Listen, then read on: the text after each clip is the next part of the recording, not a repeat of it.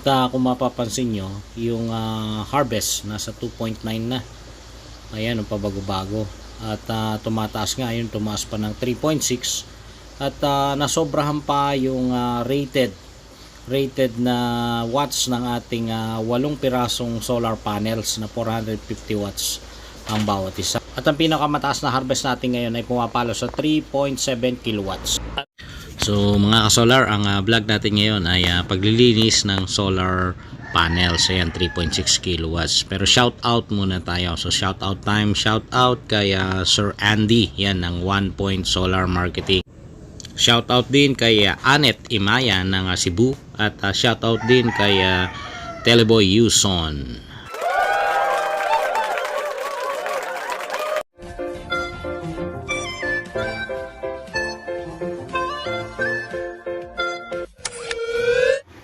Magandang morning mga ka-solar. So ang nakikita nyo ngayon ay ang aking hybrid off and on grid na inverter. So ito ay ang brand nito ay EA Sun. Ngayon ang gagawin natin ay actually maglilinis tayo ng ating solar panels. So ang solar panels natin ay 8 pieces na 450 watts. Kaya ako lang kayo dinala dito sa inverter ay para maipakita itong ating na-harvest sa ngayon sa oras na 9:20. Ayan, 9:20 ng umaga. Meron na tayong harvest na naglalaro sa 1.290. Ayan. Ngayon, kung makikita ninyo, ito ang may load na. Ayan, nasa 350 watts.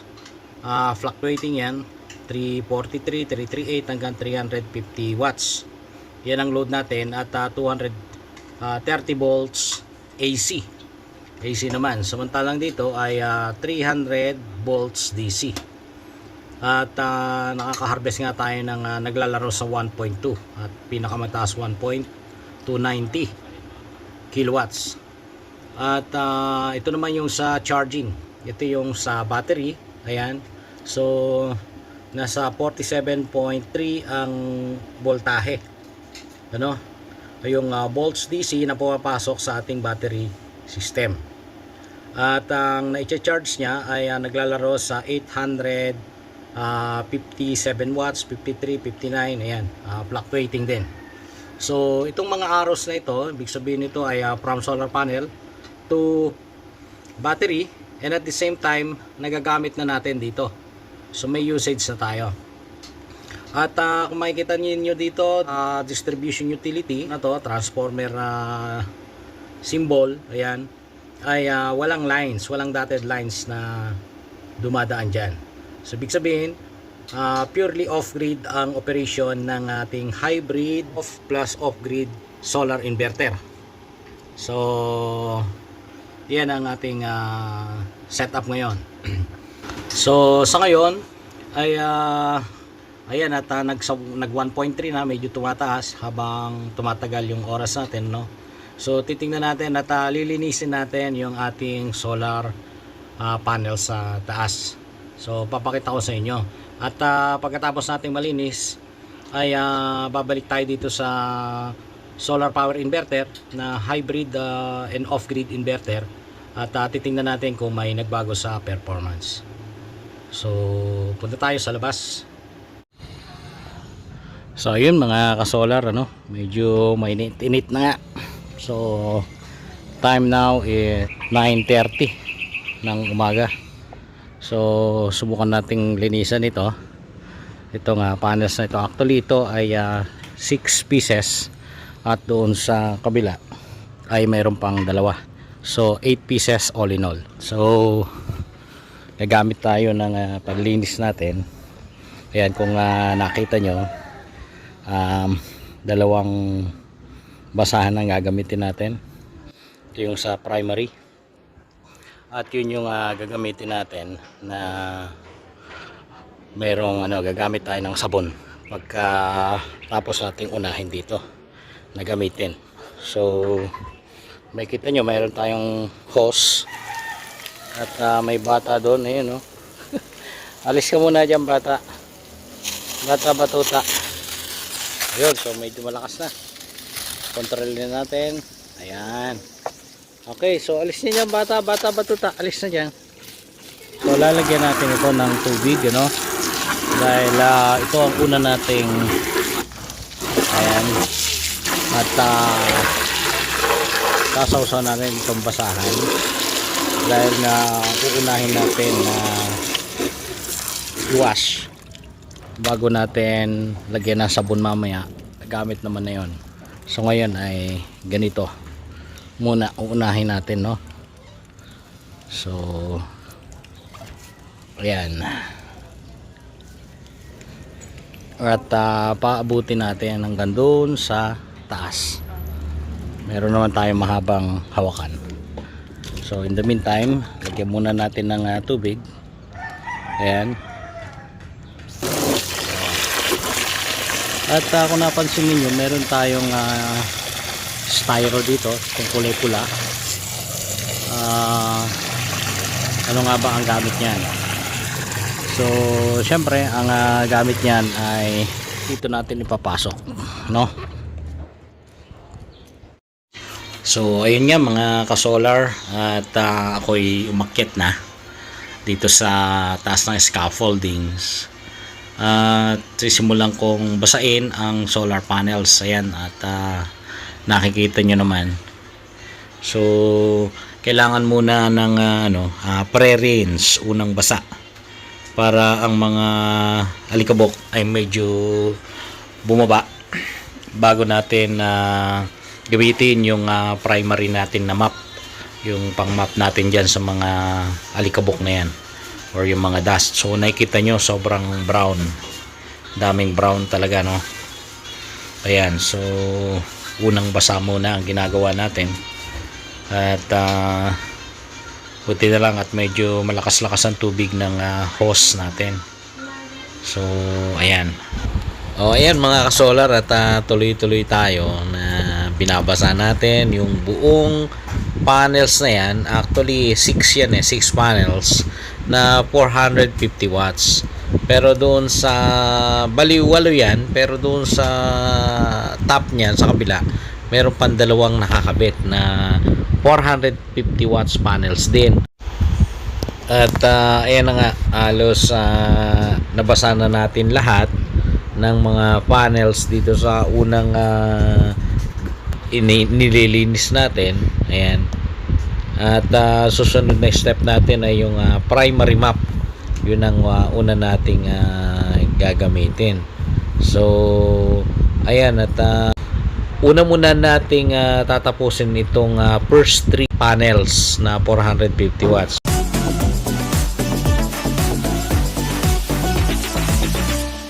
So pati sa baba, ayan, kukuskusin kasi diyan madalas umiitim yung pinakababa. So isawsaw muna natin. And then another panel, so number 2 panel na yan. So yan, at kasalukuyan nating nililinis. So susunod yan mamaya ay ating sasabunin.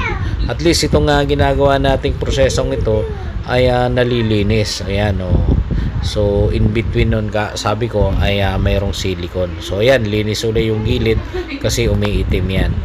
Ayan, so sausaw ulit. Ayan. And then sa susunod, sa pangatlong panel na tayo. So para mawala yung masyadong brown, yan, at kinukuskus natin mabuti hanggang sa umabot sa dulo. Ayan, makikita nyo ng aking kamay, medyo dumidi ng konti sa panel pero hindi naman masyadong mabigat. Ayan, so tuloy-tuloy tayo ng paglilinis. Ayan, sa taas, pababa. Ayan, sausaw muna para matanggal yung masyadong dumi na alikabok. So ayan, balik ulit tayo. Ayan, linis. Ayan, sa ilalim ganun din, at nang matanggal yung masyadong itim. Pagkatapos ng 3 panels na inuna natin na tanggalin yung primary na dust gamit yung primary map natin. Ayan, at nire-rinse natin ng tubig. Ayan, para tuluyang mawala yung mga naiwan pang alikabok dyan.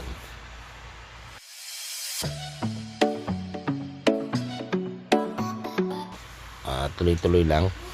At ang susunod dyan ay yung ating lalagyan na ng sabon, yung ating secondary map o yung pangalawang panglinis natin na pamunas.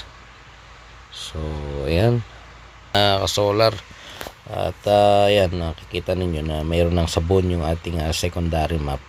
Ayan, tama-tama yung lapad nito. So isang pasada, medyo malaki yung area na natatamaan ng panels. Ayan, mabilis nating na isusunod yung pangalawang panel. Ayan, medyo didiin ng konti. So tuloy-tuloy. Ayan, sa baba, ayan, pataas. At napakabilis lang, ano. Ayan, at yung pangatlo, halos yung pangatlong panel ay medyo inaabot na natin. Ayan, actually pangatlo na nga yan. Ayan, nahakbang lang tayo ng konti. Ayan, kasi wala na yung catwalk doon. So ayan, abot na abot yung dulo. So ayan, sa baba uli, malinis na yan. At mamaya pagkatapos nyan ay i-rinse natin ng tubig. So makikita ninyo ang pagkakaiba niyang tatlong panels na naunang nilagyan ng sabon kumpara doon sa pangalawa na tatlong panels. So yung second half nitong 6 pieces na 450 watts panels. So ayan. So ayan, at magre-rinse na tayo. Ibig sabihin na ibabanlawan na natin yan. At makikita nyo tuloy-tuloy yung tubig. So maganda na masimulan dun sa taas para tuloy-tuloy na dumaloy pababa yung binabanlawan natin na sabon sa taas at papunta sa buong surface ng panels. Ayan.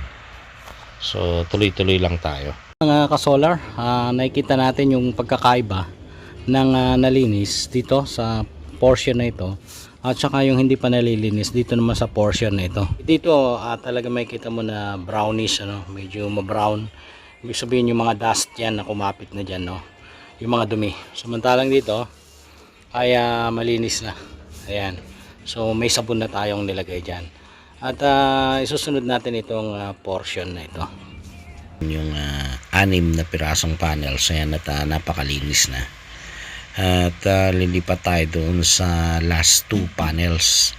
Ayun, na nasa taas sa kabila. Naglagay ako ng scaffoldings dyan, 2 patong para maabot ko yung mismong taas. Ayan.